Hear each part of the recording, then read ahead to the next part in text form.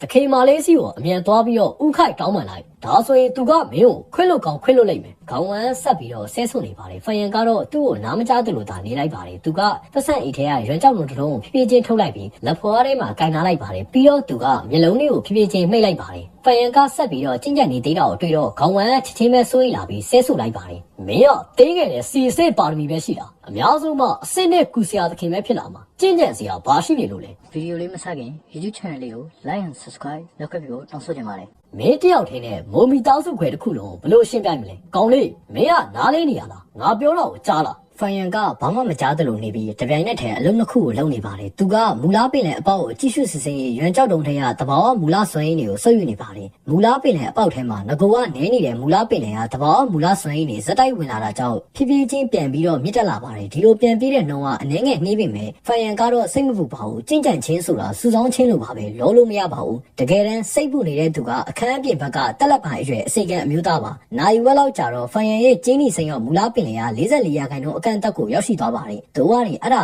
အဆုံးသတ်မှုသေးပါဘူး။ထိုအချိန်မှာမူလားပင်လယ်ကမြာစိမ်းရောင်ကိုပြသနေပါတယ်။ထိုရာအဆင့်တိတ်ကနဦးကျင်းနီစိမ်းရောင်မူလားစွမ်းရည်ပဲရှိနေပါသေးတယ်။ဖယန်ကမူလားပင်လယ်အပေါင်းနေကိုပြုစုပြောထောင်ဖို့အတွက်တုံးတဲ့မူလားစွမ်းရည်ကကနဦးအဆင့်မူလားစွမ်းရည်မဟုတ်ပါဘူး။တင်းပေါင်းဖို့ကူကောင်နဲ့တန့်စင်ထားတဲ့အလေလက်အဆင့်မူလားစွမ်းရည်ဖြစ်ပါတယ်။တင်းပေါင်းဖို့ဖယန်ကစိတ်ကူးလိုက်တာနဲ့မူလားပင်လယ်ထဲကတင်းပေါင်းဖို့ကူကောင်ကချစ်ချင်းပဲပြန်ထွက်လာပြီးလေထဲမှာရက်တက်နေပါတယ်။ပြီးတော့အဖြူအောင်ကောင်းကြီးလုံးလေးအဖြစ်ကျုပ်သွားပါတယ်။ကနဦးအဆင့်မူလားစွမ်းရည်10ရာခိုင်နှုန်းကလှုပ်ရှားလာပြီးတင်းပေါင်းဖို့ကူကောင်ရဲ့ခန္ဓာထဲကိုဝင်ရောက်သွားပါတယ်။ပြီးတော့အမြန်အဆန်ပဲဆုပ်ယူခြင်းကိုခံလိုက်ရပါတယ်။အဲ့နောက်မှာတင်းပေါင်းဖို့ကူကောင်ရဲ့ခန္ဓာထဲကနေမှုေးချိုင်တဲ့ဝိုင်မြူခိုးတွေကထွက်လာပြီးအလုံးလိုက်လေးစူးစီးသွားပါတယ်။ဖယန်ကနောက်ထပ်မူလစွမ်းရည်10ရာခိုင်နှုန်းကိုထပ်လုပ်ပြီးထိုဝိုင်မြူခိုးတွေကိုဝင်စေလိုက်ပါတယ်။ထိုဝိုင်မြူခိုးတွေကကုန်သွားတဲ့အခါငကူကကနဦးစင်မူလစွမ်းရည်10ရာခိုင်နှုန်းကရုတ်တရက်တဝက်တိတိကျုပ်သွားပါတယ်။တစ်ချိန်တည်းမှာပဲအယောင်ကမြစိမ်းရောင်ကနေအစိမ်းရောင်ဖြော့အယောင်ကိုပြောင်းသွားပါတယ်။ထိုရာကတော့အလေလက်အဆင့်မူလစွမ်းရည်ပါ။တမန်ကျောင်းသားတွေဟာသူတို့ရဲ့ကျင့်ကြံခြင်းအဆင့်တက်ဖို့အတွက်အဆင့်တစ်ကနဦးအဆင့်မူလစွမ်းရည်ကိုပဲတုံးကြတယ်။ဒါပေမဲ့ငါအလေအဆင့်မူလစွမ်းရည်ကိုတုံးတော့ထိရောက်မှုကသူတို့ထက်နှစ်ဆပိုပြီးတော့များတယ်။တစ်ချိန်တည်းမှာပဲလာရောင်ကိုအသက်သွင်းဖို့အတွက်အလေအလက်ဆင့်မူလစွမ်းရည်ကိုတုံးရင်လာကျန်းထားတော့ကနဦးအဆင့်မူလစွမ်းရည်ထက်ပိုပြီးတော့အားပြင်းတယ်။မူလပင်လယ်ကအဆင့်တစ်အလေအဆင့်မူလစွမ်းရည်အဖြစ်တန်းစင်သွားမှာပဲဖယန်ကမျက်လုံးကိုဖွင့်လိုက်ပါတယ်။ကျင့်ကြံနေအချိန်ကုန်မှန်းကိုမသိလိုက်ပါဘူး။မနက်စောစောတော့ရောက်နေပါပြီ။ကောင်းကင်ကအမဲရောင်တတ်မဟုတ်တော့ပါဘူး။အဲ့ဒီစာနတ်မောင်နဲ့အပြောင်ဖြစ်နေပါပြီ။လာမင်းကပျောက်ကွယ်သွားပြီဖြစ်ပြီးကြဲကျွေးအနေငယ်ရတာကြံတော့ပါတယ်။တကားတညလုံးလေးပါပွင့်နေခဲ့တာပါတစ်သားတကားရဲ့ဒေါက်ဆုံးနေရရေစုံနေပြီးရေခွက်တွေကြောင့်အမဲရောင်ဖြစ်နေပါတယ်ထိုရာကျောင်းအိတ်ဆောင်ရဲ့စိုးကျိုးပါတမန်ဝိုင်းလောက်ကတော့တရောက်တမရှိပါဘူးမြေကြီးပေါ်မှာဓာတ်ရဲဆောက်ထားတော့ပို့ပြီးတော့ဆူထိုင်းပါတယ်ဖယန်ကသတိပြန်ဝင်လာတော့သူ့ရဲ့ခန္ဓာကိုအေးတက်ကလွှဲချုံလာတာကိုခံစားလိုက်ရပါတယ်တမင်ခွေထိုင်နေတာကြာတော့6ရောက်တွေကအနှဲငယ်ထုံးချင်နေသလိုပါပဲသူကစုပ်ထားတဲ့ညာလက်ကိုဖြေရောလိုက်ပြီးချက်ချင်းပဲမိခိုးရောင်ကြောင်မိုးတွေကိုဖြန့်ချလိုက်ပါတယ်ထိုရာတော့ရွံကြောက်တုံတွေကတဘာမူလဆွမ်းရဲ့အကုန်လုံးကိုဆုပ်ယူပြီးတဲ့နောက်ကြံခဲ့တဲ့အနေအနှစ်တွေပါငါတညလုံးကြင်ကြံတော့ရွံကြောက်တုံ3တုံးဟာကုန်သွားတယ်ဖယန်ကစိတ်ထဲမှာတွက်ချက်နေလိုက်ပါတယ်သူကစီစစ်ပါရမီပဲရှိပါတယ်တို့ကနေကျင့်ကြံမှုနှုံကမြန်ဖို့အတွက်သူ့ရဲ့မူလဆွမ်းကိုဖြစ်တင်းဖို့ရွံကြောက်တုံတွေကိုသုံးနေခဲ့တာပါပို့ပြီးတော့အရေးကြီးတာကအလဲလက်စစ်မူလဆွမ်းကိုတန့်စင်ဖို့အတွက်တင်းပေါင်းမှုကူကောင်ကိုသူကသုံးခဲ့ရပါတယ်ထိုရာရွံကြောက်တုံသုံးဆွဲမှုကိုအများကြီးမြင့်တက်စေပါတယ်မနေ့ကငွေအများကြီးကိုလူရနိုင်ခဲ့ပေမဲ့တညထင်းနဲ့ရွံကြောက်တုံ3တုံးဟာကုန်သွားတယ်ဒီအတိုင်းဆိုရင်ရွံကြောက်တုံတွေအများကြီးရှိပုံရပေမဲ့ရေရှည်ကျင့်ကြံခြင်းအတွက်ကတော့ခံနိုင်ရှိမှာမဟုတ်ဘူးဒါပေမဲ့ကျင့်ကြံမှုနှုံးနဲ့ထိရောက်မှုကိုလိုချင်ရင်တော့ပေးဆက်ရမှာပဲဖယန်ကတကားအပြင်ဘက်ကိုပြန်ကြည့်လိုက်ပါတယ်ခေါင်းဝံလို့ခေါ်တဲ့တန်မာတဲ့အစီကနေရန်တောက်မှထိုင်ပြီးအိပ်ပျော်နေတယ်လို့မျိုးခန္ဓာတစ်ခုလုံးကို꿰ထားတာကိုတွေးလိုက်ရပါတယ်ဟိုအစ်စ်နဲ့အမျိုးသမီးကိုစီယာသခင်ကပြန်သွားပြီနဲ့တူတယ်ငါ့ကိုစောက်ကြည့်ဖို့အတွက်ခေါင်းဝံကိုထားခဲ့တာပ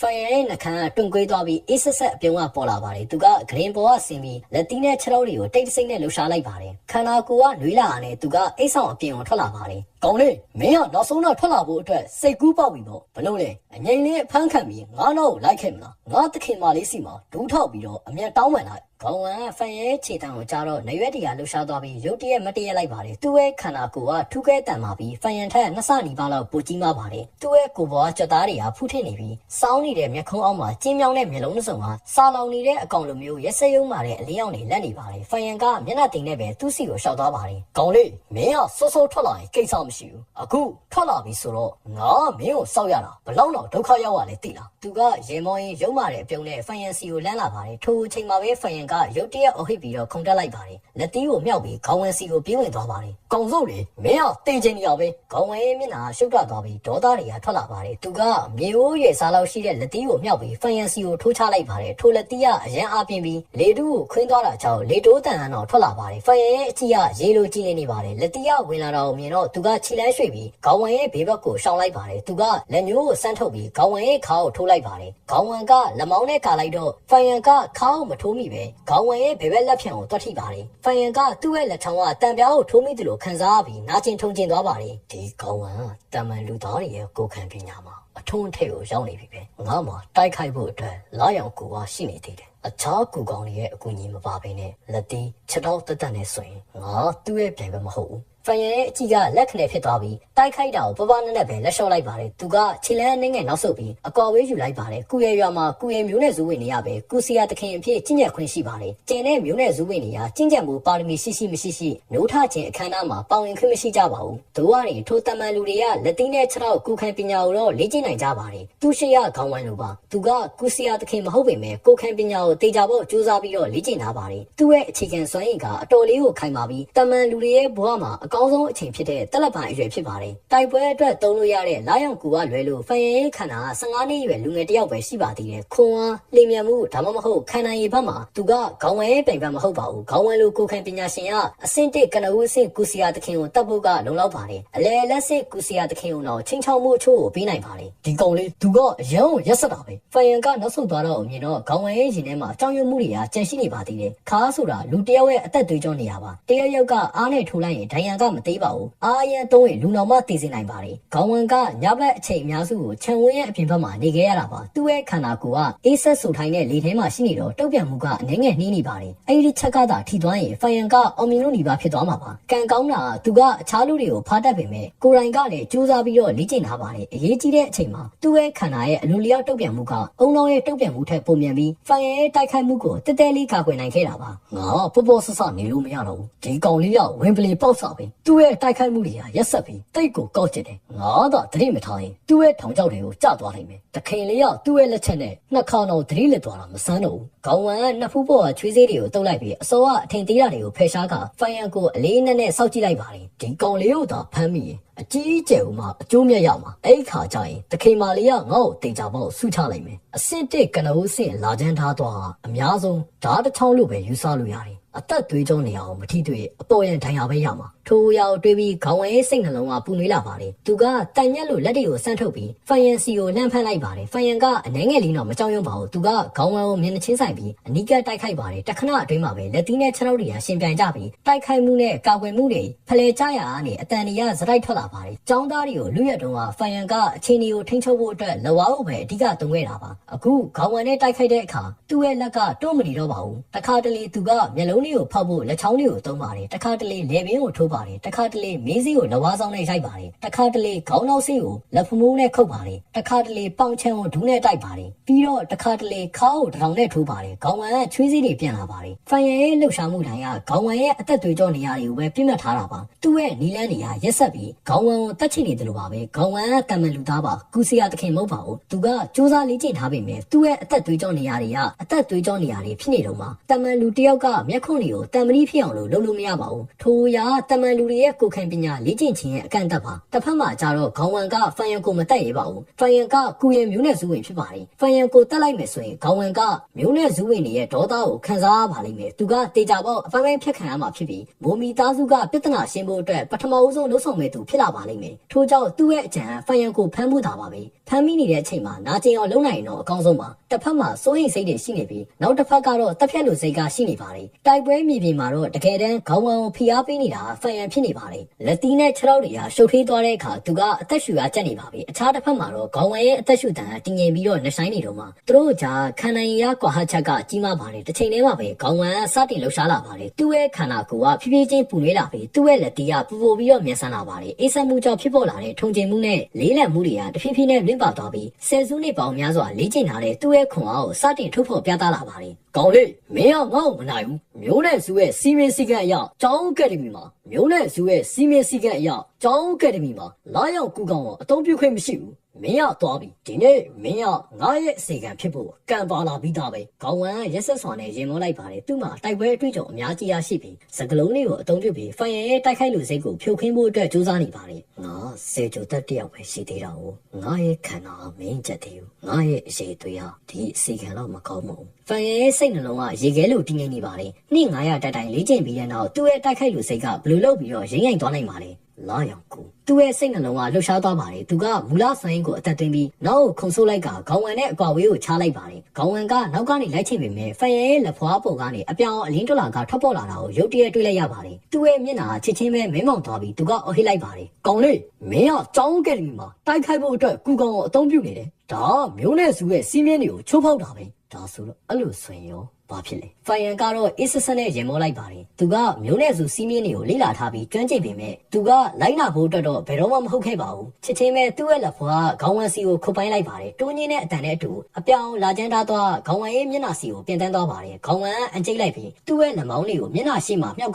လက်မောင်းတိုင်းကောက်ကိုပြုလိုက်ပါတယ်တစ်ချိန်တည်းမှာပဲသူကမြဲတမ်းပဲဖိုင်ယန်စီကိုပြင်းဝင်သွားကခုခံဖို့နဲ့တိုက်ပွဲကိုအမြဲအဆုံးသတ်ဖို့အတွက်ရည်ရွယ်ထားပါတယ်လာကျန်းထားသွားသူ့ရဲ့လက်မောင်းကိုထိမှန်သွားပြီးဖူးဆိုတဲ့အတန်နဲ့အတူလာရောင်အောက်မှာအသားနဲ့သွေးတွေကလွင့်ပြန်သွားပါတယ်အလွန်ပြင်းထန်တဲ့နာကျင်မှုကခေါင်းဝမ်းရဲ့အာယုံကြောလေးစီကိုရောက်ရှိသွားပါတယ်ခေါင်းဝမ်းကအငိုက်မိသွားပြီးနာကျင်မှုကြောင့်သတိလစ်လူနီးပါဖြစ်သွားပါတယ်ဘလို့လို့ပြီးတော့ဖြစ်နိုင်ပါလေသူ့ရဲ့အရှိန်ဟုန်ကရက်တန့်သွားပြီးသူ့ရဲ့လက်ဖြတ်နှစ်ဖက်စလုံးကအလိုလျောက်ကွဲထွက်သွားတာကိုထိတ်လန့်နေချာနဲ့တွေ့လိုက်ရပါတယ်ဒိုင်ယာတွေကနေသွေးတွေကစီးကျလာပြီးဘေးကနေကြည့်နေရင်သွေးဆိုးနေတဲ့အသားစားတွေကိုမြင်နိုင်ပါတယ်ဖြူဖွေးပြီးတော့ကျိုးပဲနေတဲ့လက်မောင်းရိုးတွေကိုတော့မြင်နေရပါတယ်ခေါင်းဝမ်းကတုန်လှုပ်သွားပါတယ်ခေါင်းဝမ်းကတုန်လှုပ်သွားပါတယ်ဒါမဖြစ်နိုင်ဘူးအစင်တဲ့အစအစင်လာချမ်းသားသွားအများဆုံးမှငါရဲ့အသားကိုပဲနာကျင်စေနိုင်ပါလေငါရဲ့အယိုးဘလို့လုပ်ပြီးတော့ဖြစ်နိုင်ပါလေအစင်တဲ့အလဲအစင်ရပဲဒါကိုလုပ်နိုင်တာဖိုင်ယန်ကအစင်တဲ့အစအစင်ကုစီယာသခင်တယောက်တာဖြစ်နေပေမဲ့တင်းပေါင်းဖို့ကူကောင်ရဲ့တန့်စင်မှုကြောင့်အစင်တဲ့အလဲအစင်မူလဆွမ်းရည်ကရှိနေတယ်ဆိုတာတေချာဖို့သူကမသိပါဘူးအလဲအစင်မူလဆွမ်းရည်ရဲ့အသက်သွင်းမှုအောက်မှာလာရောက်ကူရဲ့လာချမ်းထားသွားတွေကသဘောကျကျပဲအားကောင်းပြီးတော့အစင်တဲ့အစအစင်ထက်တာလုံးနေပါလေမကောင်းတော့ဘူးဒီကောင်လေးမှာထူးဆန်းတာတစ်ခုခုကရှိနေတယ်ခေါင်းဝမ်းအငိုက်မိသွားပြီးအပြင်းထန်ကိုဒဏ်ရာရသွားပါတယ်သူ့ရဲ့တိုက်ခိုက်လူစိတ်ကလုံးဝပျောက်ဆုံးသွားပြီးစုခွာဖို့အတွက်ချစ်ချင်းပဲဆုံးဖြတ်ချက်ကိုချလိုက်ပါတယ်မင်းကထွက်ပြေးနိုင်မယ်လို့ထင်နေရလားဖိုင်ယန်ကမေပြုံးပြုံးလိုက်ပြီးနောက်ကနေလိုက်သွားပါတယ်သူ့ရဲ့လက်ထဲကလာချမ်းထားသွားဇက်တိုက်ပစ်ခတ်နေပါတယ်ကဲကြပါဦးခေါင်းဝမ်းအသက်လူပြင်းအော်ဟစ်လိုက်ပါတယ်သူ့ရဲ့အတန်တိတ်ဆိတ်နေတဲ့ကျောင်းအကယ်ဒမီရဲ့အဝေးကြီးကိုရောက်ရှိသွားပါတယ်ဘာဖြစ်တာလဲတယောက်ယောက်ကကုညီတောင်းနေတယ်အတန်အနီးနားကျောင်းအကယ်ဒမီအစောက်တွေကိုအသိပေးလိုက်ပါတယ်ဒါမိုမီတောင်းစုရဲ့တခင်မာလေးမိုးချန်ချမ်းရစ်ထားခဲ့တဲ့အစီကံပဲအစောက်တွေကပြေးလာကြပြီးလိုက်ဖမ်းနေတဲ့မြင်ကွင်းကိုတွေ့တော့ရပ်တန့်လိုက်ကြပါတယ်သူကအစီကံတယောက်ပဲကာကွယ်ပေးစရာမလိုအပ်ဘူးသူ့ကိုနေခွင့်ပေးတာမိုမီသားစုကိုမျက်နှာသာပေးထားပြီးသားပဲသူကစိတ်ပြက်လက်ပြက်ဖြစ်ပြီးဖန်ယန်ကိုထိခိုက်အောင်မလုပ်မိဖို့ကတော့တတိထားရမယ်စိတ်လှုပ်ရှားနေတဲ့အစောက်တွေကဝင်းရနေကြပေမဲ့သူတို့ကဝင်မပါပဲဘေးရနေတာကြည့်နေကြပါတယ်ခေါင်းဝမ်းဆိုတဲ့အစီကံတည်သွားရင်တည်သွားပါစေသူတို့နဲ့မသက်ဆိုင်ပါဘူးတို့ကရင်ဖန်ယန်ကတည်သွားရင်တော့ဒါမှမဟုတ်ဒဏ်ရာရရှိသွားမယ်ဆိုရင်တော့သူတို့ရဲ့တာဝန်ဖြစ်လာပါလိမ့်မယ်ထိုးရောက်မြင်လိုက်ရတော့ခေါင်းဝမ်းရဲ့နှလုံးသားအိတ်ခဲသွားပါတယ်သူကတနာစရာအကောင်းလောက်အော်ဟစ်လိုက်ပါတယ်ငါတို့အားလုံးကပြင်ပလူသားတွေပါမင်းတို့ကငါတီတာကိုဒီတိုင်းကြည့်နေလို့မဖြစ်ဘူးလေသူကသွေးတွေထွက်လာပြီးသူ့ရဲ့အစိမ်ကတဖြည်းဖြည်းနဲ့နှိကွေးလာပါတယ်ဖန်ယန်ကနောက်ကနေမိလာပါတယ်သူ့ရဲ့အတန်ကရေခဲလိုအေးဆက်နေပြီးခေါင်းဝဲရဲ့တီတံကိုစီရင်ချက်ချလိုက်ပါတယ်အော်လေမင်းကဘလောက်ပဲကြည်ကြဲအော်အသုံးမဝင်ဘူးပြောရင်းနဲ့သူကလက်ကိုလှမ်းပြီးလာချမ်းထားသောနှစ်ခုကပြန်ထွက်သွားပါတယ်ရွှမ်းရွှမ်းဆိုတဲ့အတန်တစ်ချက်နဲ့တူလာချမ်းထားသွားတွေကခေါင်းဝဲရဲ့လယ်ပင်ကိုထိမှန်သွားပါတယ်ခေါင်းဝဲရဲ့ရင်ထဲမှာအစ်ဆက်မှုကိုခန်းစားလိုက်ရပြီးဂျောင်းနဲ့ထဲကိုပြုတ်ကျသွားသလိုခန်းစားလိုက်ရပါတယ်နောက်တစ်ခဏမှာပဲသူ့ရဲ့အမြင်အာရုံကရုတ်တရက်လည်ပတ်သွားတာကိုခန်းစားလိုက်ရပါတယ်သူ့ရဲ့ခြေထောက်ရင်ဘတ်ကြောပြီးတော့ပြတ်ထွက်သွားတဲ့သူ့ရဲ့လယ်ပင်ကိုသူကမြင်လိုက်ရပါတယ်အဲဒီနောက်မှာတော့သူ့ကိုပြီးပြည့်စုံတဲ့အမောင်တို့ကကြိုဆိုလိုက်ပါတယ်ခေါင်းဝမ်းကတည်ဆုံးသွားပါပြီ။ဖိုင်ယန်ရဲ့လာချမ်းသားသွားနှစ်ချက်ကြောင့်ခေါင်းဖြတ်ခံလိုက်ရပြီးတဲ့နောက်သူ့ရဲ့ခေါင်းကလွင့်ထွက်သွားပါတယ်။သူ့ရဲ့ခန္ဓာကိုယ်က10မီတာကျော်လွင့်သွားပြီးမှမြေကြီးပုတ်ကိုပြုတ်ကျသွားပါတယ်။ရဲရဲတောက်သွေးတွေဟာသူ့ရဲ့လေပင်ကနေရေပန်းလိုပန်းထွက်လာပြီးပတ်ဝန်းကျင်ဟာပန်းနေနဲ့မြက်ခင်းတွေကိုအနီအောင်ဆိုးပေးလိုက်ပါတယ်။တတ်လိုက်ပြီ။ ဖိုင်ရန်လူတက်လိုက်ပြီအစောတီကတူတူလေးအမေနိတန်ကိုမပြုတ်ဘဲနဲ့မနေနိုင်ကြပါဘူးသူတို့ကဖြစ်စဉ်တစ်ခုလုံးမျက်မြင်ကိုယ်တွေ့မြင်လိုက်ကြရပြီးသူတို့ရဲ့ခန္ဓာတွေကတုံရင်သွားကကြောင်ရုံထိတ်လန့်မှုကိုခံစားလိုက်ရပါတယ်ဖိုင်ရန်ကအားနေတဲ့15နှစ်ရွယ်အကောင်လေးတစ်ယောက်သာဖြစ်နေပေမဲ့တန်မာတဲ့လူကြီးတစ်ယောက်ကိုဘာခံစားချက်မှမရှိဘဲတပ်ဖြတ်လိုက်ပါတယ်ထိုအရာကုစီယာသခင်တစ်ယောက်ရဲ့ဆွမ်းအားပါတိုက်ပွဲရလက်ကဆုံးဖြတ်ပြီးသွားပါပြီ။ဖိုင်ယန်ကခြေလမ်းတွေကိုနှိကွေးလိုက်ပြီးဖြည်းဖြည်းချင်းရှောက်သွားလိုက်ပါတယ်။သူ့ရဲ့မျက်နှာအမူအရာတင်းငင်နေပါတယ်။စားတောက်သူလိုတင်းငယ်တဲ့ကိစ္စတစ်ခုကိုအခုလေးတင်လှုပ်ဆောင်ခဲ့တယ်လို့ပဲထိုမျက်နှာအမူအရာအဆောက်တွေကိုရင်ထဲမှာအစ်ဆက်သွားစေပါတယ်။ခေါင်းဝဲရဲ့ခေါင်းကမြေကြီးပေါ်မှာရှိနေပြီးမျက်လုံးတွေကပြူးကျိန်နေတာထာဝရနောင်တတွေနဲ့တည်ဆုံသွားခဲ့ပါတယ်။ဖိုင်ယန်ရဲ့အမူအရာကတော့ကင်းမဲ့နေပါတယ်။သူကခြေထောက်ကိုမြှောက်ပြီးခေါင်းကိုကန်ထုတ်လိုက်ပါတယ်။ထိုအရာကိုမြင်လိုက်ရတော့အဆောက်တွေရဲ့မျက်လုံးထောက်ကလှုပ်ရှားသွားပါတယ်။ဖိုင်ယန်ကခေါင်းဝဲရဲ့အလောင်းသားကိုတုတ်ကတ်သွားပြီးအလောင်းကတုံရင်နေသေးတာကိုတွေ့လိုက်ရပါတယ်။သွေးတွေကမြေပြင်အနှံ့လင်းမြန်စွာနဲ့စီးဆင်းနေပြီးသွေးရိုက်ငယ်လေးတစ်ခုကဖြစ်လာပါတယ်။သူကခေါင်းဝဲရဲ့ခန္ဓာပေါ်ကဒဏ်ရာတွေကိုကြည့်လိုက်တော့အနှဲငယ်မဲမောင်သွားပါတယ်။ထိုဒဏ်ရာတွေကအရမ်းနဲ့ဆိုင်ပြီးသူ့ရဲ့အဆင့်တစ်အလဲအဆင့်မူလဆွဲလူဝက်ချက်ကိုဖွင့်ချဖို့ကလုံလောက်နေပါတယ်။ထိုလူဝက်ချက်ကသာပေါက်ကြားသွားတာနဲ့သူ့ရဲ့တင်းပေါင်းမှုကူကောင်ကိုလင်းမြန်စွာနဲ့ဆက်ဆက်မိပါလိမ့်မယ်။တင်းပေါင်းမှုကူကောင်ကပေါ်လာတဲ့မျိုးနဲ့စုရဲ့အထက်လူကြီးတွေကပန်းဝိုင်ဖုံးကြီးကိုသဘောကျကျတွေးမိကြပါလိမ့်မယ်။ထို့ကြောင့်ဖိုင်ယန်ကထိုလူဝက်ချက်ကိုထိမ့်သိမ်းရပါမယ်။ဒါပေမဲ့မြင်တဲ့သူကများလို့နေဖိုင်ယန်ကပုံရင်းချင်းကိုဝိတ်ပဲကြည့်လိုက်တော့10ယောက်ကျော်ကရှိနေပါတယ်သူ့မှာမူလဆွမ်းရင်10ရာခိုင်နှုန်းအောက်သာကြံတော့တာမလို့သူတို့အကုန်လုံးကိုတတ်ဖို့ဆိုတာမဖြစ်နိုင်ပါဘူးခဏလောက်စဉ်းစားပြီးတော့ဖိုင်ယန်ကကိုင်းညွှတ်လိုက်ပြီးခေါင်းဝဲခြေချင်းကိုမကအလောင်းကိုပြန်ဆွဲလာခဲ့ပါတယ်တကယ်လေးဖိုင်ယန်ဒါကိုကျုပ်တို့နဲ့ထားခဲ့လိုက်ပါအဆောက်ကရင်ထဲကအေးဆက်မှုကိုတီးခတ်ပြီးရှေ့ကိုတိုးလာပါတယ်သူကဖိုင်ယန်ကိုရိုးတည်နဲ့ပြောလိုက်ပါတယ်ဒီလိုလေးစားမှုမျိုးထဲမှာရှင်းလင်းတဲ့ကြောင်ရွံ့မှုကလည်းပါဝင်နေပါတယ်ဖိုင်ယန်ကလူအုပ်ကိုတိတ်ဆိတ်စွာနဲ့ကြည့်လိုက်ပါတယ်အဆောက်တွေကမတိစိတ်နဲ့အသက်အောက်လိုက်ကြပြီးခေါင်းငုံလိုက်ကြပါတယ်ဒါဟုတ်ပြီသူကလက်ကိုဆန့်ပြီးအေးလူလူသာပြောလိုက်ပါတယ်သူ့ရဲ့အမိတ်ပေးတဲ့လေတံထဲမှာမိကိုထုတ်เสียမလို့တဲ့အာနာတစ်ခုကပါဝင်နေပါတယ်သူနဲ့အနီးဆုံးအဆောက်ကခါးကြားကဓာတ်ကိုမတိစိတ်နဲ့ကမ်းပေးလိုက်ပါတယ်ဖိုင်ယန်ကဓာတ်ကိုယူလိုက်ပြီးဆက်လျှောက်သွားပါတယ်အဆောက်10ယောက်ကျော်ကနေရာမှာငိမ့်ငိမ့်စွာနဲ့ကြံရင်ခဲ့ပြီးဖိုင်ယန်ရဲ့ကြောပြင်ကိုကြည့်နေကြရပါတယ်နေမင်းကြီးကအရှိဘက်ကနေထွက်ပေါ်လာပြီးပထမဦးဆုံးအလင်းတန်းတောင်ပြီးကိုဖြတ်တန်းကအကြောင်းထဲကိုဝင်ရောက်လာပါတယ်15နှစ်အရွယ်ဖိုင်ယန်ရဲ့ခန္ဓာပိန်ပါပြီးတော့အားနဲ့ကအသားရည်ကဖြူဖက်ဖြူအောင်ဖြစ်နေပါတယ်မိုးတော့အလင်းရောက်အောင်မှာသူကမရော့မရဲလမ်းလျှောက်နေပါတယ်သူ့ရဲ့ဘယ်လက်မှာတောက်ပတဲ့ဓာတ်တစ်ချောင်းကိုကင်ထားပါတယ်သူ့ရဲ့ညာလက်မှာတော့ခေါင်းပြက်နေတဲ့အလောင်းတစ်ခုကိုဆွဲထားပါတယ်သူကရှောက်သွားတဲ့အများရဲရဲတောက်သွေးတွေဟာစိမ့်မဲနေတဲ့ကြောက်အုပ်တွေပေါ်မှာဒေးတိုက်ပါလာပါတယ်အဆောက်တွေကသူ့ကိုငေးမောကြည့်နေကြပြီးအေးဆက်မှုတစ်ခုကသူတို့ရဲ့ခန္ဓာတွေကိုတောက်တင်းသွားစေပါတယ်မနက်ခင်းနေအောင်ကြီးကသူတို့ဘော်ကိုကြားရောက်နေပေမဲ့နှွေးထွေးမှုနဲ့အလင်းရောင်အနှဲငယ်များအောင်တော့မခံစားရပါဘူးတယောက်ယောက်ရဲ့လေချောင်းကလှုပ်ရှားသွားပြီးဒရေတလုံးကိုမြှုပ်ချလိုက်မိပါတယ်မင်းတို့ကကြားပြီးကြပြီလားဖိုင်ယန်ကလူတက်လိုက်ပြီတဲ့ចောင်းသားတယောက်ကသူ့ရဲ့ဘီနာတယောက်ကိုတီတိုပြောလိုက်ပါတယ်ငါကလည်းကြားတယ်သူကတကယ်ကိုတက်လိုက်တာဘီနာတယောက်ကလည်းမျက်နှာဖြူဖြူအောင်နဲ့ရင်ဘတ်ကိုဖိထားပါတယ်အဆောက်တွေအများကြီးကမြင်လိုက်ကြတယ်ဖိုင်ယန်ကအဲ့လူကိုလိုက်ဖမ်းတယ်အဲ့လူကအသက်ချမ်းသာပေးဖို့အတွက်တောင်းပန်ခြင်းခဲ့ပေမဲ့ဖိုင်ယန်ကခွင့်မပြုဘူးသူကခေါင်းကိုဖျက်ပစ်လိုက်တာဒါတွေမကသေးဘူးဖိုင်ယန်ကလူကိုတက်လိုက်ပြီးခေါင်းမရှိတဲ့အလောင်းတော့အလုံးမပေးဘူးအဆောင်ကိုပြန်ဆွဲသွားပြီးတော့အသားကိုနှုတ်နှုတ်ဆင်းပစ်တာတကယ်ကြီးလားဒီထက်ပိုပြီးတော့အစစ်မှန်မရှိနိုင်တော့ဘူးငါဒီမနဲ့စောစောကိုရောက်လာတာကြောက်ပြားတွေချားမှာသွေးတွေစိုးနေတာကိုငါမြင်ခဲ့ရတယ်ငါဘာလို့မင်းကိုလရမှာလဲအခုလေတင်ကျောင်းအကယ်ဒမီအကြီးကျယ်ကအဲ့ကိစ္စကြောင့်ဖိုင်ယန်ကိုခေါ်သွားတာပဲစာတင်ခန်းလေးရလူငယ်တွေကစာတင်တာကိုနားထောင်ဖို့အတွက်စိတ်မပါတော့ပါဘူးအားလုံးကတီတိုပြောဆိုနေကြပါတယ်တပ်ဖြတ်ခြင်းဆိုတာ15နှစ်အရွယ်လူအုပ်စုတွေအတွက်စိမ့်သက်လုံးနေသေးတယ်လို့အရန်ကိုလည်းကြောက်စရာကောင်းနေပါတယ်ငငယ်တွေကသူတို့ကမိသားစုရဲ့ကာကွယ်မှုအောက်မှာသာရှိခဲ့ကြပါတယ်အများဆုံးကလက်သီးတွေနဲ့ရှင်ပြိုင်ကြတာချက်တီခွေးတွေကိုတတ်တာလောက်သာရှိနေပါတယ်လူတက်တာနဲ့ပတ်သက်ရင်တော့သူတို့ကအဝေးကြီးမှာရှိနေကြတော့မှာဖိုင်ယန်ကဘသူ့ကိုတတ်လိုက်တာလဲမိုမီသားစုခွဲကအစီကံတယောက်လို့တော့ကြားတယ်ဟေးဒီကိစ္စကိုငါအသိဆုံးပဲမင်းညမိုမီသားစုရဲ့စီနီယာမိုရန်အစီကံတစုကိုခေါ်လာပြီးဖိုင်ယန်ကိုပြဿနာသားရှာတာကိုငါကိုယ်တိုင်မြင်လိုက်တယ်မိုမီသားစုတဲ့လားမကောင်းတော့ဘူးမိုးပေးဒုက္ခရောက်ပြီလူအများပြားကုရဲ့မိုးပေးကိုကြည့်လိုက်ကြပါတယ်မိုးပေးကမျက်နှာဖြူဖြူအောင်နဲ့သူ့ရဲ့နေရာမှာထိုင်နေပါတယ်သူကထိုမနက်မှသတင်းကိုရလာပါဖိုင်ယန်ကတကယ်ကိုလူတက်လိုက်တာပါသူနဲ့ရင်းနှီးနေတဲ့ခေါင်းဝန်းကူတော်တက်လိုက်တာပါမိုးပေးကခေါင်းဝန်းနဲ့အတော်လေးကိုရင်းနှီးပါတယ်ခေါင်းဝန်းအစိကနေချားမှာအရန်ကိုတက်ကြွပါတယ်သူကလူတွေကိုမြှောက်ပေးရမှာလဲတော့ပါတယ်တိုင်းပညာကိုလည်းစူးစမ်းပန်းစားနဲ့လေ့ကျင့်ပါတယ်သူကစွမ်းဆောင်ရည်ရှိတဲ့နောက်လိုက်တယောက်လို့ပြောလို့ရပါတယ်လွန်ခဲ့တဲ့ခဏလောက်ကခေါင်းဝန်းကမိုးပေးနဲ့တောင်ရှင်ပြိုင်ခဲ့ပါသေးတယ်သူကဒီလိုပဲဖိုင်ယန်ရဲ့တက်ဖြတ်တာကိုခံလိုက်ရမယ်လို့မထင်ထားခဲ့ပါဘူးထို့ကြောင့်မိုးပေးရဲ့နှလုံးသားတွေကတုန်လှုပ်မှုနဲ့မြုံကြည်နိုင်ခြင်းတွေဟာအခြားသူတွေထက်နှစ်ဆလောက်ပိုပြီးတော့ပြင်းထန်နေပါတယ်တုန်လှုပ်မှုအပြင်စိုးရိမ်မှုနဲ့ကြောက်ရွံ့မှုကလည်းရှိနေပါတယ် ဖိုင်ရန်လိုလူသက်သမားကိုရင်ဆိုင်ရတဲ့အခါ15နှစ်အရွယ်မိုးပေးရမကြောက်ဘူးဆိုရင်လင်ယာကိုကြောက်ပါလိမ့်မယ်တကယ်တော့သူတယောက်တည်းကကြောက်နေတာမဟုတ်ပဲအခြားလူငယ်တွေကပါကြောက်နေကြပါတယ်ဖိုင်ရန်ကသူတို့ကိုနှစ်ကြိမ်ဓမြတိုက်ခိုက်ပြီးသူတို့တယောက်ချင်းစီဟာဖိုင်ရန်နဲ့တိုက်ခိုက်ဘူးကြပါတယ်ငါတို့ကဒီလောက်ထိရက်ဆက်တဲ့လူသက်သမားကိုတကယ်ပဲတိုက်ခိုက်ဘူးလားင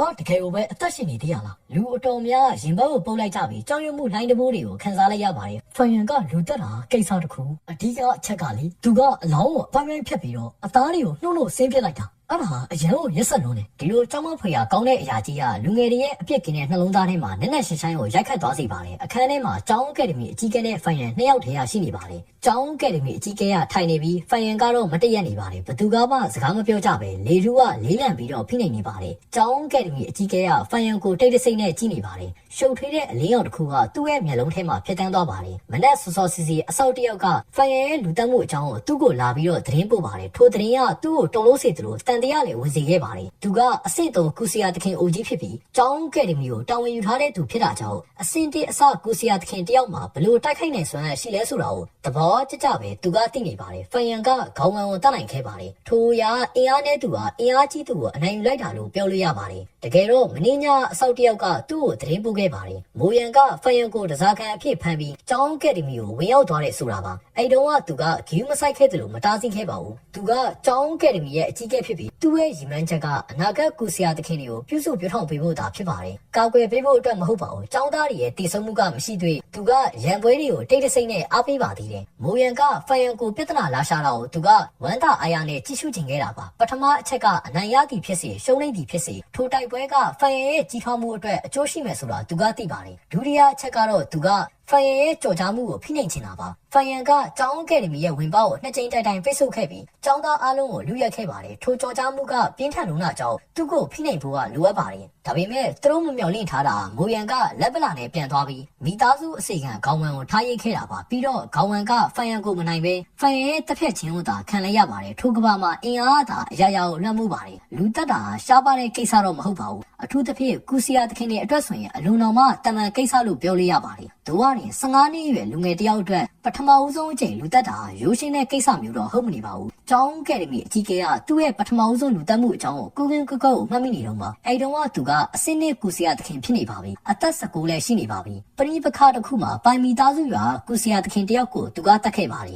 သူကတတ်ပြီးတဲ့နောက်သူကအန်ဂျင်ဒလိုဖြစ်ခဲ့ပြီးစိတ်နှလုံးတစ်ခုလုံးကရှုပ်ထွေးခဲ့ပါတယ်ရက်အနေငယ်ကြာတဲ့အထိသူကအစားစားခြင်းနဲ့စိတ်မရှိခဲ့ပါဘူးအဲ့တဲ့အခါကိုမနှိမ့်သိမ့်နိုင်ခဲ့ပါဘူးမျက်လုံးမိတ်လိုက်တာနဲ့တည်ဆုံးသွားတဲ့သူရဲ့ဒေါသထွက်နေတဲ့မျက်လုံးတွေကိုမြင်အောင်လာတတ်ပါတယ်အခုဖိုင်ရန်ကိုကြည့်လိုက်တော့သူ့ရဲ့မျက်နှာပုံမှန်အတိုင်းတည်ငြိမ်နေပါတယ်ပြရာခတ်မှုကဘာမှလဲမတတ်မတာဖြစ်မှုဆိုတာအနေငယ်မှာရှိမနေပါဘူးမင်းညာအိပ်ပျော်သွားသလိုပဲလူတက်ခဲ့တဲ့သူကသူမဟုတ်သလိုပါပဲအထူးသဖြင့်ဖိုင်ရန်ကမိသားစုအစိခံကိုတက်ပြီးတဲ့နောက်လွတ်မပေးပဲအလောင်းကိုအဆောင်စီကိုပြန်ဆွဲသွားကဒေါသကိုဖြေဖို့အတွက်အလောင်းကိုအသားနှုတ်ဆင်းလိုက်တယ်ဆိုတာကိုကျောင်းအကယ်ဒမီအကြီးကဲကကြားရတဲ့အခါဒီလိုရက်ဆက်တဲ့နီလန်းတွေကိုကြားရတာကြောက်စရာတော့ကောင်းနေပါတယ်ထို့ကြောင့်ထိုအချိန်မှာကျောင်းအကယ်ဒမီအကြီးကဲကဖိုင်ရန်ကိုရှုပ်ထွေးတဲ့အကြီးနဲ့ကြည့်နေရဖြစ်ပါတယ်တစ်ဖက်မှာအသက်ကိုဂေးမဆိုင်တဲ့ဖိုင်ရန်ရဲ့နှလုံးသားရေခဲလိုအေးဆက်မှုကိုသူကတုံ့လုံးမိပါတယ်အခြားတစ်ဖက်မှာတော့သူကဖိုင်ရန်ကိုလေးစားမိပါတယ်သူကတိုက်ပွဲမျိုးစေ့အဖြစ်မွေးဖွားလာတဲ့သူပါလာရောက်ကူကိုကျွမ်းကျင်ခါစားပဲရှိပါသေးတယ်လူတက်ဖို့အတွက်အသုံးပြုနိုင်နေပါပြီတမန်လူငယ်တွေအေးစေးပါရမီရှင်ညံကြီးရှင်နေရအောင်လှုပ်ချိန်မှာလုံနိုင်မှာပါထိုရာတော့တိုက်ခိုက်ရေးပါရမီပါအကယ်လို့သူ့ကိုမိသားစုအတွက်ပြုထောင်လိုက်မယ်ဆိုရင်တော့သူကရန်သူတွေအတွက်အိမ်မက်ဆိုးကြီးဖြစ်လာပါလိမ့်မယ်တတိယရှုလောက်ကတော့စိုးရိမ်မှုနဲ့စိတ်ညစ်ညမ်းမှုဖြစ်ပါတယ်ထိုဖြစ်ပျက်ပြီးတဲ့နောက်ဖိုင်ရန်ရဲ့အရှင်ဟုန်ကကြီးထွားလာပြီးသူ့ကိုမဖိနိုင်နိုင်တော့မှသူကစိုးရိမ်ပါတယ်ထိုဖိုင်ရန်ကအရန်ကိုရဲတင်းလုံးပါတယ်မျိုးနဲ့စုစီးမင်းတွေကိုချိုးဖောက်ရုံတွေမကပဲကျောင်းအကယ်ဒမီမှာကူကောင်အသုံးပြုခဲ့ပြီးလူတက်မှုတော့ကျူးလွန်ခဲ့ပါတယ်သူ့ရဲ့ကြော်ကြားမှုကိုဖိနိုင်ရပါမယ်မဟုတ်ရင်ထိုကျောင်းအကယ်ဒမီကိုသူကဘယ်လိုစီမံခန့်ခွဲရမလဲစိတ်ညှို့စရာကောင်းတာထိုကိစ္စရဲ့နောက်ဆက်တွေကိုဘယ်လိုကင်တွေဖြေရှင်းရမလဲဆိုတာကိုပါဘာလို့လဲဆိုတော့ထိုရာမျိုးနဲ့စုရဲ့မိုးသွေးသားမျိုးဆက်နဲ့ပတ်သက်နေလို့ပါဖိုင်ရန်ငါမင်းကိုဘာလို့စင့်ခေါ်လိုက်ရဲဆိုတာကိုသိအောင်ကျောင်းအကယ်ဒမီအကြီးကဲကအတန်နှိပ်ပြီးအခန်းထဲကတိတ်ဆိတ်မှုကိုဖြိုခွင်းလိုက်ပါတယ်သိပါတယ်ဖိုင်ရန်ကခေါင်းညှိလိုက်ပါတယ်ကျုပ်ကကျောင်းအကယ်ဒမီမှာလာရောင်ခုကိုအသုံးပြုခဲ့ပြီးမျိုးနဲ့စုရဲ့စီးမြင့်ကိုချိုးဖောက်ခဲ့တယ်စီးမြင့်နေအရာဒါပထမဆုံးအကြိမ်ချိုးဖောက်တာဖြစ်လို့ပြစ်ဒဏ်အနေနဲ့ရွမ်ကြောက်တုံး30ကိုပေးဆောင်ရပါမယ် သူကအဓိကအချက်ကိုရှောင်လဲပြီးခေါင်းဝင်ရဲ့တည်ဆုံမှုအကြောင်းမပြောပါဘူး။ကျောင်းကယ်ဒမီအကြီးကဲကကြောင်းရသွားပါတယ်။ဖိုင်ယန်ကဒီလိုဖြေလိုက်မယ်လို့သူကမထင်ထားခဲ့ပါဘူး။သူ့ရဲ့မျက်နှာမဲမောင်သွားပြီးနှာခေါင်းရှုပ်လိုက်ပါတယ်။ငါရဲ့ရှိမှတုံးအားချင်အောင်မဆောင်နဲ့။ငါမင်းကိုမေးမယ်။ခေါင်းဝင်ရဲ့တည်ဆုံမှုကဘာကိစ္စလဲ။ဖိုင်ယန်ကမျက်လုံးကိုမေးလိုက်ပါတယ်။ဟမ်ခေါင်းဝင်ကအထက်လူကြီးကိုစော်ကားခဲ့တယ်။ပြီးတော့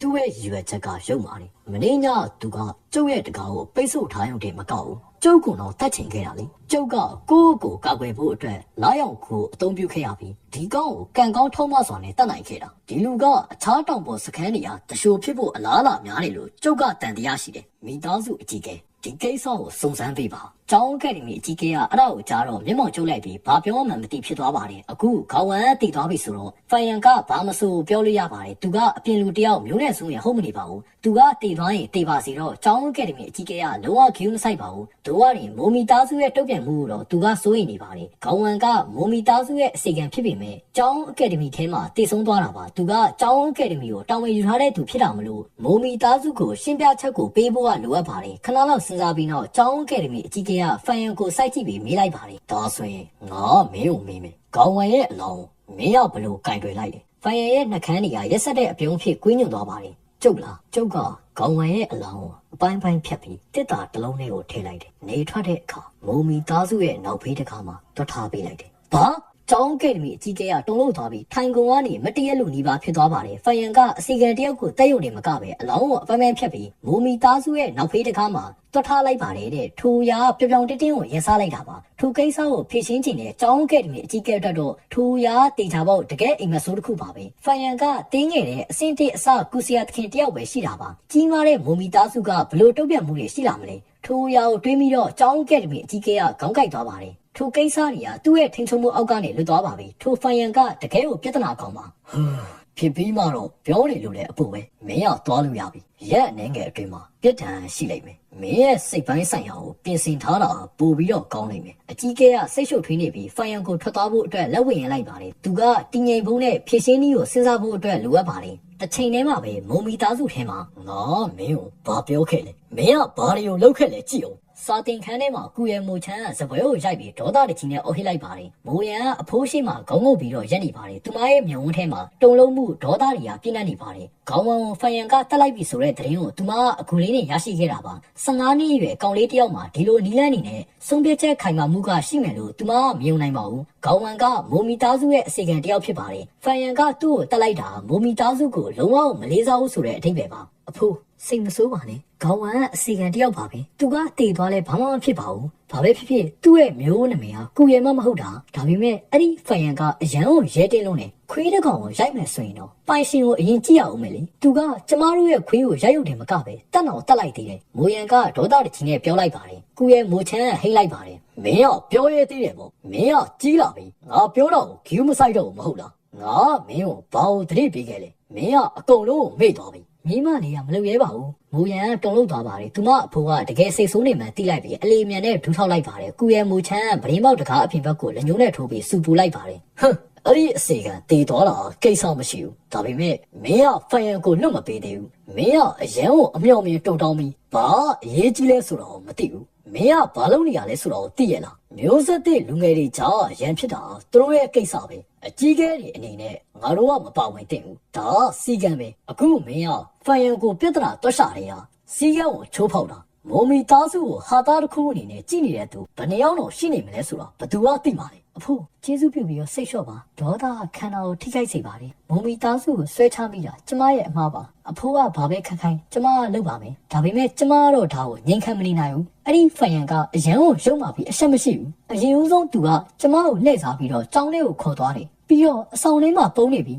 ကျမကဘလောက်ပဲဆက်ထွက်မလာဘူးကျမကထွက်သွားရတယ်သူကခေါင်းဝမ်းကိုတက်လိုက်တယ်ဒါကအရန်ကိုကောက်ချစ်ပြီးအဆက်မဲ့တာပဲမိုးရန်ကတိုင်ချလိုက်ပါတယ်ဩဟုတ်လားကူရဲမိုချမ်းကမျက်မှောက်ကျိုးလိုက်ပါတယ်ထိုတဲ့ရင်ကိုသူကပထမဦးဆုံးအချိန်ကြားဘူးတာပါသူ့ရဲ့မျက်လုံးထဲမှာအလင်းရောင်တစ်ချက်ကလက်ခနဲ့ဖြစ်သွားပါတယ်သူကအသက်ကိုပြင်းပြင်းရှူပြီးရင်ထဲကဒေါသကိုဖိနေလိုက်ပါတယ်မုတ်စိတ်မွေးကိုတက်ရင်သူကရေဦးလိုက်ပါတယ်ဒီဖိုင်ရဲ့အကြောင်းငါကြားဘူးတယ်သူကငယ်စဉ်တုန်းကကြပြားလေးကိုဆက်ဆူခဲ့ပြီးစောစည်းစွာနဲ့ညံပွင့်ခဲ့တယ်မ မမျော်လင့်ပဲသူ့ရဲ့ပါရမီဟာစီအစ်စ်ပဲရှိတာကြောင့်အတုံးမွေကိုဆိုပြီးတော့သူ့ကိုခေါ်ယူဖို့လက်လျှော့ခဲ့ကြတာအခုပြန်စဉ်းစားကြည့်တော့အတော်စိတ်ဝင်စားစရာကောင်းတာပဲခဏလောက်ရက်ပြီးတော့ကိုရဲ့မူချမ်းစပွဲကိုလက်ချောင်းနေနဲ့ခောက်လိုက်ပါတယ်တယောက်ယောက်ဟိုတစ်တော်ကိုယူလာခဲ့စမ်းတကားပြင်ဘက်မှာအစီကန်တွေကစောင့်နေကြပါတယ်မကြခင်မှာပဲတစ်တာတစ်လုံးကိုယူလာပေးပါတယ်တစ်တာတိတ်မကြီးသလိုတိတ်လည်းမသေးပါဘူးတို့ကနေအနေငယ်လေးပါတယ်အစီကန်ကလက်နှစ်ဖက်နဲ့တိတ်လာပြီးစပွဲပြီးမှရက်လိုက်ပါတယ်အဖိုးဒါကပါလေတစ်တာကိုမြင်လိုက်ရတော့မူရန်ဆဆူစွာနဲ့မေးလိုက်ပါတယ်ဖွင့်ကြည့်ပါလား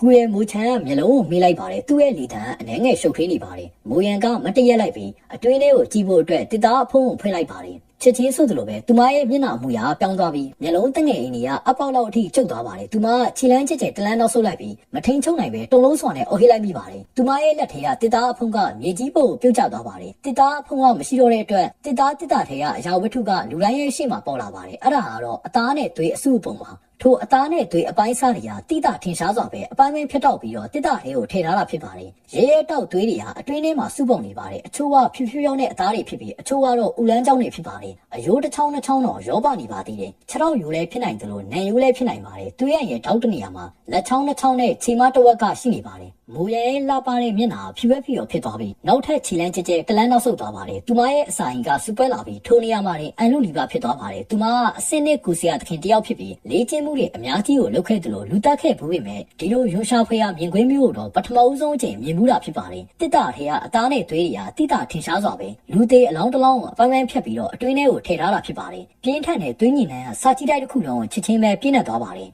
အစေခံရဲ့လက်တွေကတုံရင်နေပြီးမျက်နှာဟာတေလူလိုဖြူဖြူရောဖြစ်နေပါတယ်သူတို့ကထိုတစ်တာကိုမြင်ပြီးတော့အန်ခဲ့ဘူးပေမဲ့ကြိုင်လာတဲ့အခါကြောင်ရွံ့မှုနဲ့ရွှေရှာမှုလိုင်းတဘိုးတွေကိုခန်းစားနေရတော့မှစာကြည့်ခန်းတွေကလူ၃ယောက်ထဲမှာအကြီးကဲကိုရဲ့မူချန်ရဲ့မျက်နှာအမူအရာတစ်ခုထဲရတာမပြောင်းလဲခဲ့ပါဘူးသူကတစ်တာထဲကအသားနဲ့သွေးတွေကိုတစ်ချက်ကြည့်လိုက်ပြီးမူရန်ဖြည်းဖြည်းချင်းပြောလိုက်ပါတယ်ဒီတစ်တာကိုဒီမနက်ငါရဲ့အိမ်ရဲ့နောက်ဖေးတကားမှာဖယံကလာထားသွားတာဘာတကယ်ပဲတူလားမူရန်တုံလို့သွားပြီးဖယံရဲ့ပုံရိပ်ကိုမတွေးဘဲနဲ့မနေနိုင်တော့ပါဘူးသူမဖယံကိုပထမဦးဆုံးအချိန်တွေးခဲ့တာတဲကိုဆောင်မှာပါအဲ့တုန်းကဖယံကဗရင်းပေါက်နားမှာထိုင်ပြီးတိတ်ဆိတ်ဆောင်နေတာစားတောက်နေခဲ့ပါတယ်သူ့ရဲ့မျက်နှာအတန်မှန်ပါပဲမျက်လုံးတွေကနှက်မောင်နေပါတယ်သူ့ရဲ့ခန္ဓာပိန်ပါပြီးအသားရည်ကစေချိုသက်တယောက်လိုဖြူဖြူရောဖြစ်နေပါတယ်သူကတမန်နဲ့တိတ်ဆိတ်တဲ့စေချိုသက်တယောက်လိုထင်ရပေမဲ့ဒီလိုဖောက်ပြန်ပြီးရွတ်တဲ့အလုပ်မျိုးတကယ်လုပ်ခဲ့ပါတယ်တုံလို့ပြီးတဲ့နောက်ဒေါသဖြစ်လာပါတယ်မူရန်အော်ဟစ်လိုက်ပါတယ်ဒီဖယံကတကယ်ကိုမောက်မလုံးလာပဲသူကစက်တဲ့တဲချီကိုစားထားတာနေမှာသူကဒီလိုတော့လုပ်ရဲနေပေါ့ဒါကကျမတို့မုံမီသားစုကိုရန်စားတာပဲအခုပဲတွားပြီးတော့သူ့ကိုဖမ်းခေါ်လာခဲ့မယ်သူမထွက်သွားတော့မလို့လှုပ်လိုက်ပါတယ်ကောင်းမဆုပ်လေအခုရက်လိုက်ကိုရဲ့မူချန်ကသူမထက်တော့ပို့ပြီးတော့ဒေါသထွက်သွားပြီးစပွဲပေါ်ကမှင်အောင်တစ်လုံးကိုကောက်ယူကပြစ်ပေါက်လိုက်ပါတယ်မာကြောပြီးတော့လေးလံနဲ့မင်းအိုးကမိုးရဲပခုံးကိုထိမှန်ပြီးဘုံဆိုတဲ့အတန်နဲ့အတူမြေကြီးပေါ်ကိုပြုတ်ကျသွားပါတယ်အဖိုးမိုးရန်ကပခုံးကိုကင်ပြီးတော့အော်ဟစ်လိုက်ပါတယ်ကိုရဲ့မူချန်ကမတရက်ပြီးသူ့ရဲ့မြေမလေးကိုလူမျိုးနဲ့ထိုးလိုက်ပါတယ်သူကစိတ်လို့ရှားစွာနဲ့ပြောလိုက်ပါတယ်ဒီနှစ်တည်းအတွင်းမှာလေးကျင့်ပေးခဲ့တာတွေကအလားအသက်ဖြစ်ကုန်ပြီထင်တယ်မင်းကငါ့ကိုတကယ်ကိုစိတ်ပြက်စေတာပဲတင်းငယ်တဲ့အစင်တဲ့အစကူစီယာသခင်တယောက်ကိုကင်တွယ်ဖို့အတွက်လူတွေအများကြီးကိုစူးစီးခဲုံတယ်မကပဲတိုင်ဘက်ရဲ့နှာခေါင်းဆွဲတာကိုလည်းခံလိုက်ရတယ်အခုမင်းကဒေါသကြောင့်မျက်စိကန်းနေပြီဖန်ရရဲ့လောက်ရက်တွေနဲ့အတိတ်ပဲကိုမင်းကနားလေသေးရဲ့လားဘာအတိတ်ပဲလဲမူရန်ရှုပ်ထွေးသွားပါတယ်ကုရဲ့မူချမ်းနှာခေါင်းရှုပ်လိုက်ပါတယ်အကယ်လို့ဖန်ရတော့ငါတို့ရန်စပြီးဒီကိစ္စကိုကြီးကျယ်အောင်လုပ်ချင်နေဆိုရင်ဘာလို့ဒီတက်တာကိုလူတော်လူလာများတဲ့အိမ်ရှိတကားမှမထားပဲနောက်ဖေးတကားမှထားခဲ့ပါလေသူကပြန်ပြီးတော့တင်းမြက်ချင်လို့လားမဟုတ်ဘူးသူကပြန်လဲတင်းမြက်ချင်လူကိုယ်တိုင်လာပြီးတော့တောင်းပန်တာပို့ပြီးတော့မကောင်းလားဘာလို့ဒီလိုအပိုင်းပိုင်းဖြစ်ထားတဲ့အလောင်းတက်တာကိုပို့လိုက်တာလေဒါရန်စတာပဲမူရန်ကပြောလိုက်ပါတယ်ကိုရဲ့မူချန်ကခေါင်းကိုခါပြီးခေါင်းညက်လိုက်ပါတယ်သူကပြန်လဲတင်းမြက်ချင်တာဟုတ်တယ်ဒါပေမဲ့ဒါရန်စတာလည်းဟုတ်တယ်သူကတစ်တာကိုနောက်ဖေးတကားမှထားခဲ့တာပြန်လဲတင်းမြက်ဖို့ပဲတစ်တာထဲမှာအပိုင်းပိုင်းဖြစ်ထားတဲ့အလောင်းကိုထည့်ထားတာတော့ရန်စဖို့ကြည့်လိုက်အဖိုးကတစ်တာကိုညွှန်ပြလိုက်ပါတယ်ဒီတစ်တာအဲ့လောက်မကြည့်ဘူးအလောင်းတစ်ကောင်လုံးမဆက်ဘူးဒါကြောင့်အတွင်းထဲမှာအလောင်းရဲ့အစိတ်ပိုင်းအချို့ကပဲပါနေတယ်သူကငါတို့ကိုပြောချင်တာဒီကိစ္စမကြီးကျယ်စေချင်ဘူးငိမ့်ချမ်းရေးကိုထိမ့်သိမ့်ချင်နေတဲ့ဒါပေမဲ့မိုမီသားစုကသာဒီကိစ္စကိုလက်မလွတ်ဘူးဆိုရင်သူကကြံတဲ့အပိုင်းပိုင်းဖြစ်ထားတဲ့အလောင်းတွေကိုအရှိတကားမှာပြစ်ချပြီးကိစ္စကိုကြီးကျယ်အောင်လုပ်လိုက်မယ်အဲ့လိုဖြစ်လာရင်နှစ်ဖက်စလုံးကရှုံးနေရတဲ့အခြေအနေဖြစ်သွားလိမ့်မယ်မိသားစုတစ်ခုလုံးကလည်းတည်သွားကြလိမ့်မယ် မိုမီသားစုကစီကံကိုဖောက်ပြတယ်ပြီးတော့မိုမီသားစုရဲ့အနာဂတ်ခေါင်းဆောင်ဟာအကြီးအကဲတွေရဲ့အလိုလိုက်ကာကွယ်မှုကိုလိုအပ်လောက်အထိအားနေတယ်ဆိုတာကိုပေါ့မိုးရန်ကထိုးရောက်ကြတော့ခဏတာကြောင်ဝသွားပါတယ်ဖန်ရဲလှူရှာမှုကဒီလောက်ထိနည်းနည်းတဲ့အထိပ္ပယ်ရှိမယ်လို့သူမဘယ်တော့မှမျှော်လင့်မထားခဲ့ပါဘူးတော့ပြောင်မြောက်တဲ့လှူရှာမှုပဲကိုရဲ့မိုးချန်တပင်းချလိုက်ပါတယ်တော့လှူရှာမှုတစ်ခုတည်းနဲ့ဆိုပေမဲ့ခေါ်အားနဲ့နူးညံ့တိမ်မွေးမှုကိုပေါင်းစပ်ထားတယ်ပြီးတော့သူကဘယ်အချိန်မှတက်ရမလဲဘယ်အချိန်မှဆုတ်ရမလဲဆိုတာကိုသိနေတယ်ဒီရိုးရှင်းတဲ့တစ်တာ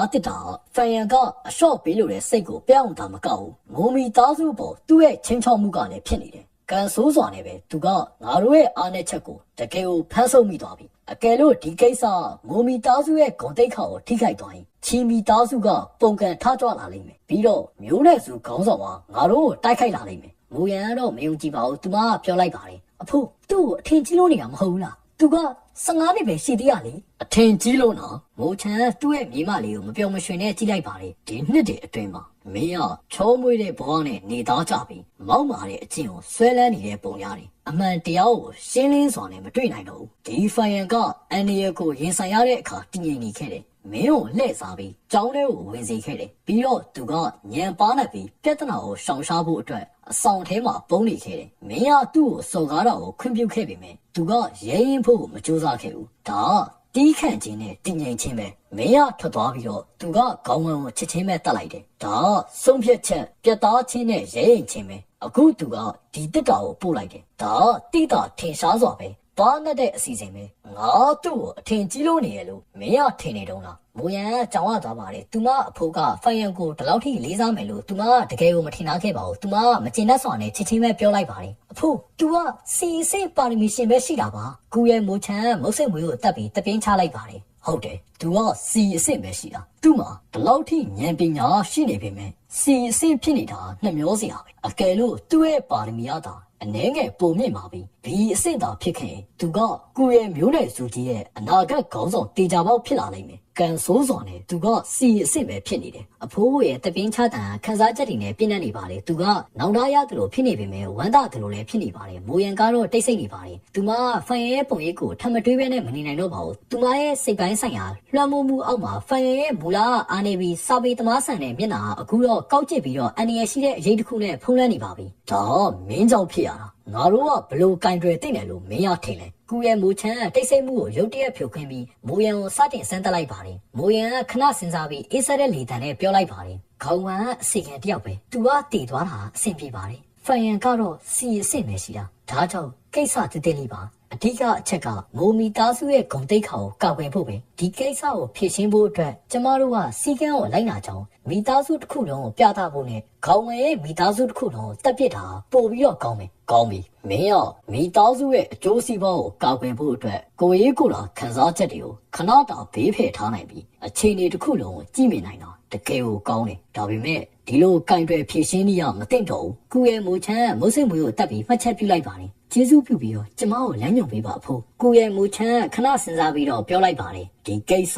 မင်းကြောင့်ဖြစ်ရတာဒါကြောင့်အဖိုးကမင်းကို9ရက်အကျယ်ထုတ်ပြစ်ဒဏ်ကိုပေးမယ်အခုကစပြီးဖန်ရန်ကိုပြဿနာတော့မရှာနဲ့ခေါင်းဝန်ကအထက်လူကြီးကိုစော်ကားခဲ့တယ်အစေခံတခင်ကိုစော်ကားခဲ့တယ်သူကတည်တယ်နဲ့ထိုက်တယ်သူကအပြစ်ပေးခံရတဲ့တယ်သူကမိုမီသားစုရဲ့အစေခံဖြစ်တာကြောင့်သူ့ကိုကောင်းကောင်းမဆုံးမတဲ့အတွက်မိုမီသားစုမှာလည်းတောင်းဝင်ရှိတယ်ဖန်ရန်ကိုရွမ်ကြောက်တုံ30ရော်ကြီးပေးလိုက်ခေါင်းဝယ်ရဲ့မိသားစုအတွက်ကတော့သူတို့ထောက်ပံ့ခြင်းအနေနဲ့ရွမ်ကြောက်တုံ90ကိုပေးပြီးအိမ်တော်ကနေမောင်းထုတ်လိုက်သူကခဏရက်ပြီးတော့ပြောလိုက်ပါတယ်နောက်ထပ်9ရက်အတွင်းအိမ်မှာကောင်းကောင်းအနားယူပြီးအပြင်ကိုမထွက်နဲ့တစ်ချိန်တည်းမှာပဲဒီကိစ္စကိုကင်တွယ်ဖြေရှင်းရမှာအဖိုးရဲ့ရည်ရွယ်ချက်ကိုစဉ်းစားပါဟုတ်ကဲ့ပါအဖိုးကျွန်တော်တော့